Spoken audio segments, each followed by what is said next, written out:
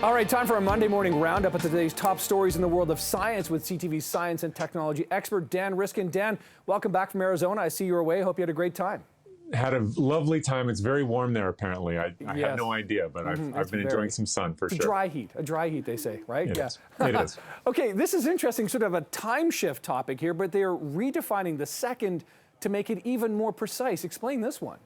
Yeah, this is really neat because what defines a second, it used to be, a division of how fast the Earth rotates, but that was too imprecise because the Earth wobbles a little bit. And so since about the 60s, it's been defined based on the molecular vibrations of cesium atoms and how long it takes for the atoms to vibrate a certain number of times. But what we're finding is that new clocks are too precise for that. And so even though you can break a second down into billionths of apart, it's just not quite fast enough for the newest clocks that are being made. So there's this whole organization out of France that defines what a second is. It's an international collaboration, and they have announced that they are going to start redefining the second based on some other metric so that we can be even more precise about what it is, so that when those new clocks start measuring things in tiny, tiny amounts, we'll be able to break it down in a way that everybody agrees upon. So this is a long process. It takes quite a while, but soon what is defined as a second will be more accurate. They're not going to change how long it lasts, but they're going to make it more accurate.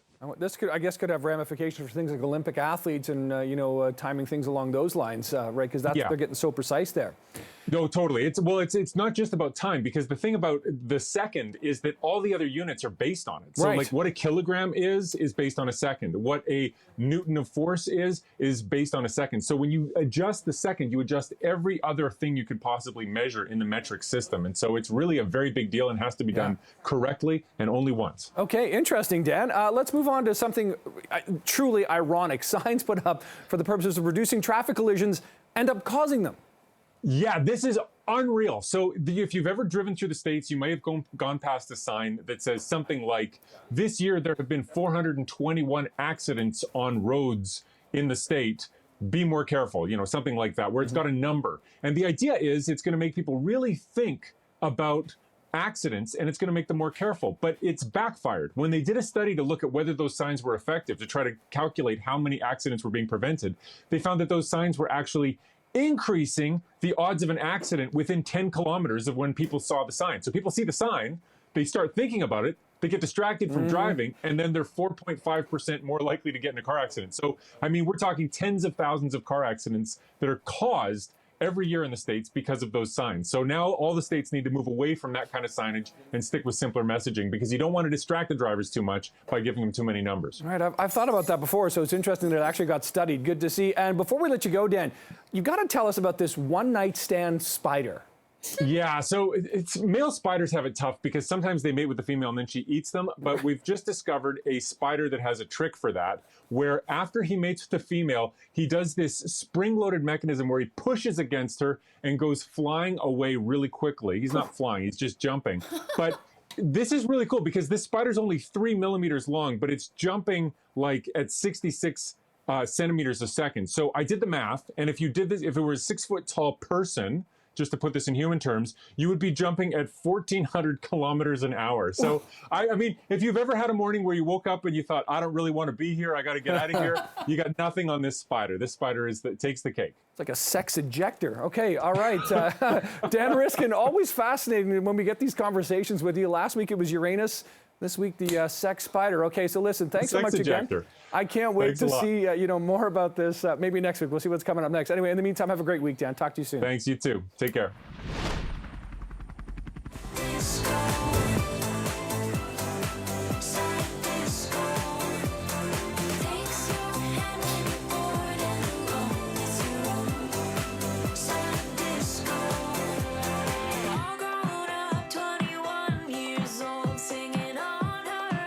Nearly 2 years ago, when the pandemic first hit, many artists had to hit the pause button. But for our next guest, it really helped her grow as an artist.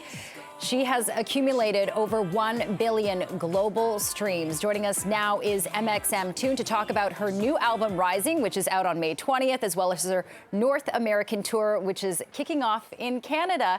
Good morning to you. And MXMToon, do you prefer that I call you that or by your first name, Maya? Well, thank you for asking, Jennifer. Uh-huh. You can call me Maya. I know that's a little bit easier. Yeah, it rolls off the tongue a little easier. And it's really interesting because MXMToon started out as your social media handle, right? It was actually a username my dad made for me and my cartoons on Instagram growing up when I was 11 years old. So Oh, you can say wow. I've progressed a little bit past that now. Yeah, absolutely, I would say. So let's talk about your tour. It kicked off May 2nd in Montreal, and you said that you cried on stage. Can you walk us through the emotions you were feeling when that happened? Absolutely. I think, it's been such a weird last 2 years for live musicians and people, I think, in creative fields generally. It's been weird for everybody. And I haven't been able to play a show. I haven't gone on a tour since 2019. It was a really emotional moment to be on stage and have a room full of people there to celebrate music and to be in a live show format. I mean, I think there's a part of me that didn't believe that was actually going to happen, but I'm so glad it did. Yeah, Maya, you were only 21 years old. You started your music career when you were 17, and you pretty much blew up all over the internet. You said that you started, writing these songs in high school, and you put out your songs on the internet, you playing the ukulele, even though you're classically trained. I know you play violin, piano, other instruments, but you started playing the ukulele, and the reception was so good. You amassed 10,000 followers right away, and you had to keep that a secret from your family, or you felt that you needed to keep it a secret. Can you talk about why? Yeah, I grew up in a family with two educators as my parents. And I think part of me was like, okay, I have a traditional pathway that is set out for me and I'm going to follow it. I'm going to go to college. I applied for architecture as my degree. And clearly I didn't end up doing that because now I'm a musician. But I think there was a piece of me that just didn't really ever think that this was a possibility for me because I didn't see myself represented in the field of musicians. But I'm really thankful that I've had this privilege and opportunity to be here now. And I can hopefully inspire other people to also feel like they can see themselves reflected in the work that I do. Right, you turned to YouTube because you said that's where you first saw other artists. It really gave you a platform to see yourself and other artists, something that they can relate to and shine, and diversity is really important to you, Maya. Let's talk about the music now. I watched your music video, Sad Disco, and it really is this feel-good pop, nostalgic feeling that you're putting out there, which is very different than some of your earlier music, which is more down-tempo, cerebral, kind of calm melodies. So talk about what you explored with this new album, Rising, because you did go on a bit of an experimentation, didn't you?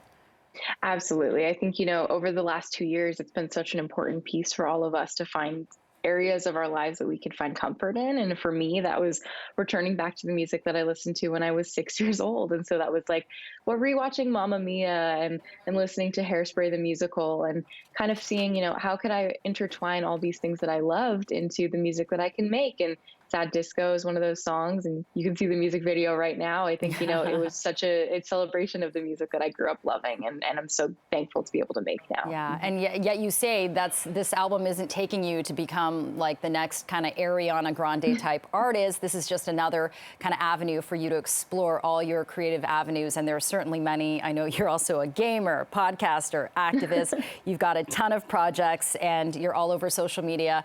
So Maya, thank you so much for joining us, and good luck with the rest of your tour. I know you've got Toronto on May 4th at the Danforth Music Hall, and then also another stop in BC, but tons of dates in the US. Thank you so much, and good luck to you. Appreciate it. Thank you so much.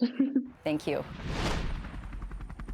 Joining us live with the latest entertainment headlines is eTalk's very own Tyrone Edwards. Tyrone, good to see you. We haven't chatted in a while. Hope you are well. All right, let's start with this first one. It's a bit of an Oscars deja vu when Will Smith walked on stage and socked comedian Chris Rock in the face. And now it's happened to Dave Chappelle. He was attacked at one of his own shows at the Hollywood Bowl. Yeah, so I think with this one, we're going to have a bit of a developing story because we don't know exactly the reason for the attack, who the attacker is. And this happens last night. The incident that you're describing is at the Hollywood Bowl. This is for the Netflix is a Joke Festival, huge festival happening in LA last night. And this happens to the end of Dave Chappelle's performance. A man rushes the stage, attacks Dave, and then tries to flee.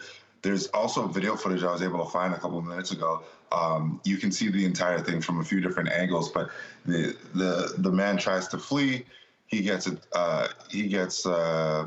apprehended, let's say, by Dave's people and security, and ends up leaving in a stretcher. So not a good situation at all. Netflix is not a joke. Right, it certainly isn't, and kind of a scary time to be a comedian. But as all comedians do, of course, after that happened, Chappelle got back up, regained his composure, and made a joke, although we won't get into what that joke was. All right, moving on, Tyrone, singer Jack Harlow. Stuff. I do. Stuff. I follow it. Thanks, Tyrone. Moving on, Jack Harlow, the singer, he's releasing his new track list, and we've got some pretty heavy hitter names on it, including Drake, Justin Timberlake, and Pharrell. Yeah. So you got Justin Timberlake, which Justin Timberlake and Jack Harlow combination obviously is going to attract a lot of attention. And then Drake, who we've seen those two hanging out, showing each other a lot of love and respect on social media. So a lot of people are waiting for this album. Jack Harlow is on top of his game right now. He's on top of his fashion game. He's showing up to all the award shows, looking the part. He's got all the great features leading up to this album. So by the time this album drops, it will make a lot of noise. And he's also just one of those guys that is just likable. I actually get a chance to interview him for E-Talk this Thursday, just the night before the album drops. So we'll have some more insight on Jack Harlow then. Okay, Tyrone, I just want to check. Actually, yeah, unfortunately, we're out of time. We can't get to our third topic. But hey, always great to chat with you, Tyrone. Be well. Thank you. We'll see you soon. With her power bob and ever-present sunglasses, Anna Wintour, Vogue magazine's longtime editor-in-chief, has become one of the biggest cultural icons of our time. So move over, The Devil Wears Prada, because a new book released this week, in fact, just 2 days ago, hopes to dig deeper and lift some of the secrecy behind the masterful mind of the Queen of Fashion. Fashion journalist and author of Anna, the biography, Amy Odell, joins us live now on CP24 Breakfast. Amy, good morning to you. Congratulations on your new book. You started writing this in 2018, over 250 interviews, 80 pages of footnotes, I believe. What inspired you to write about Anna Wintour? Because she has been the reigning queen of fashion for 34 years now at Vogue. Not only is she the reigning queen of fashion, she is just a leader in the business world whose success and longevity is unmatched. Anna Wintour has been at the helm of Vogue for 34 years, since 1988. Think of other business leaders, Jeff Bezos, for instance. He ran Amazon for 27. And despite having this public position for so long, she's someone who has remained an enigma, even to people who know her. Right. And Amy, when you set out to write this book, people told you it could go either way, that Anna Wintour would find out about this unauthorized biography and try to stop you in some way, get her people to stop talking to you, or that she'd try to help you. And the latter actually happened, because a year into writing this book, her PR people at Condé Nast reached out to you and provided you with a list of some of her closest friends and contacts. But what I find interesting is that you say that after all these interviews, writing this book, there's no real consensus on who Anna Wintour is. You know, I really want people who read this book to decide for themselves what they think about her. Many people who have worked with her or who know her say, if she were a man in her position, she would not have been treated this way by the press over the years. And she's been cast in some negative ways. You know, the icy nuclear Wintour reputation has really stuck to her. That began in the mid-'80s when she first became an editor-in-chief of British Vogue. And she can be like that. She can be cold. She can be icy. If you become radioactive to her, she can drop you. But people also said that she has an incredibly warm side to her, that she loves her children, she loves her grandchildren. She's a matriarch of her family. And this duality of Anna Wintour has never before been explored. Right, and you really explore that in the book. I believe one of the quotes is, "There is a person there," which I found quite comical. Amy, you know, you talk about Anna Wintour's discipline, because you say that pretty much since the age of 18, she was obviously, you know, bred into a well-to-do family, but she's kept a pretty strict regimen. She's pretty much been the same weight. She has a very early schedule at 5:30 a.m., and she's pretty much a workaholic, staying the last one to leave the office. So what did you learn about her passion for her job and the way she works?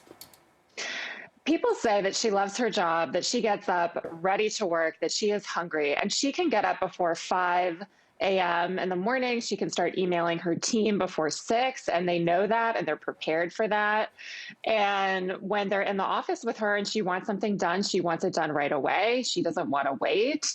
And that's her style. She's hyper efficient. She wants to get things done quickly. Meetings with her, if you get a 15-minute meeting with her, that's a long time. So this is how she operates, and this is how she has always operated. It was, as I describe in the book, a real departure from her predecessor as the editor-in-chief of Vogue. But as we all know, it's been a very successful strategy. Oh, it certainly has. And she is an icon indeed. And Amy, you know, your book touches on so many things behind the scenes of her planning process at the MET Gala, which just wrapped up, and some of the funny things about certain foods that she refuses to have at the gala, the outfits she detests, so much in your book. It is on sale now. Anna, the biography, author Amy Odell, thank you so much for joining us on CP24 Breakfast. Take care. Thank you. Thank you. Well, while we are closing out Mental Health Week, the number of Canadians who reveal their own issues continues to mount, and it could soon become a crisis. That, in part, has let Sophie Gregoire-Trudeau become a national volunteer with the Canadian Mental Health Association. And Ms. Gregoire-Trudeau joins us live now on CP24 Breakfast to talk about this. Good morning to you. Thank you so much for joining us to talk about this as we are closing out Mental Health Week. I know that you came on as a national volunteer because you yourself have been open with your own mental health issues, such as being open about your eating disorders. So can you tell us what exactly the Canadian Mental Health Association is highlighting this week? Well, you know, it's kind of it's easy to get a little bit disappointed and I would say depressed about the state of the world when you look at it. But really, there are incredible human beings. There is human goodness everywhere. There are empathetic human beings, and there are experts. And this is why it's such a great collaboration that I'm part of with CMHA, because they're in 330 different communities across this country, and they are therapists and experts all over the field, because Canadians have been suffering, and it is when we share our story of suffering, it is when we open up that we take the first step towards healing. Healing is a long road, and a lot of people have been going on through a lot of very difficult emotions in the past years. I have been in touch with isolated moms and families across this country, and it's real. And I think that facing our truth as individuals in a lifetime and facing our truth as a society is probably the hardest thing we'll ever do in our lifetime. But it is really at the base of true human progress. Because if we don't relate to each other's sufferings and path of healing, then how can we heal as a whole? So there's no personal without the collective, and no collective without the personal either. And it's really interesting, in these numbers from CMHA this week, Ms. Gregoire-Trudeau, that empathy, we've all been through such a tough time. We continue to go through such a tough time. And really, in some cases, depending on where you live, who you are, what color your skin is, you're going through an even more difficult time than others. But still, empathy in Canada is in fact down. You would think that if we're all collectively experiencing something, that our empathy may be up because we're feeling it amongst each other. But the reverse is happening here. And that, as you point out, is a challenge when it comes to dealing with issues and helping sort of pick other people up. So I think this will change. It's important to face the truth. So to see that right now, yes, empathy is down because people are stressed, because people have, a hard time reaching both ends at the end of the month. So it's very difficult, but we're in this together, and we will rise together, because we will continue to look at the research and the data and to make sure that Canadians have, timely access and quality care when it comes to their well-being. Now, when we're stressed, and during a pandemic, there's so much stress, it really doesn't enable empathy to develop easily. And stress is a dysfunctional relationship with the present moment. So if we want to show empathy towards ourselves, we have to find time to slow down. Even if it's a couple of minutes a day, research is showing it. The nervous system can be calmed down if we take time for ourselves. We spend, hours looking at, watching continuous information or being on our phones. And, mothers across this country and parents are struggling. So there's a lot of stress on Canadians right now. But if we do continue to make sure that we get care and that we share our stories, we will rise together. It will happen. It's already happening. Yeah. And Ms. Gregoire-Trudeau, we know that the pandemic has been kind of this collective trauma. And with any kind of trauma, there comes this sense of detachment from our own bodies. And I think that can speak to the levels of dropping empathy. We had COVID fatigue. Now we've got empathy fatigue. But I think another thing that's very concerning is the amount of social isolation that this has created and the state of where mental health is with kids. Just yesterday, we did a long segment about children's mental health and the rise in eating disorders, particularly in girls aged 10 to 17. What do you think we can do to help this issue? Because we know that the healthcare system to help these kids is also being stretched, and the longer you wait, the harder it is to recover from something like this. Yes, as somebody who suffered from an eating disorder, you're absolutely right. Nobody should have to suffer in silence. And we're talking about eating disorders because they have been on the rise during this pandemic, as have other mental health issues as well. The important thing here is to not judge when it comes to our own mental health. It's not because you don't see, how you're feeling in a textbook or on television that you're just doing fine. It's not because you don't have a mental illness that you're okay. So first of all, we have to acknowledge that everybody's feelings here matter, and that we need to lean in without judging. When somebody's talking to you about a problem that they have, we have this tendency, and I'm A-type, so I fit myself in there. We have this tendency to want to find a solution and say, hey, focus on the positive. Don't worry, it will pass. Yes, human emotions do pass, but in the moment, people have to feel validated. They have to feel understood and recognized for who they are, and that is a responsibility that we have as human beings. And when babies come to life, they need that human rapport. They need the eye gazing. They need the touch. We still need it. This is why the pandemic was so difficult. So we have to continue to obviously, watch out for ourselves from a public health standpoint, but also make sure that we don't leave anybody behind, because nobody should have to suffer alone. No one.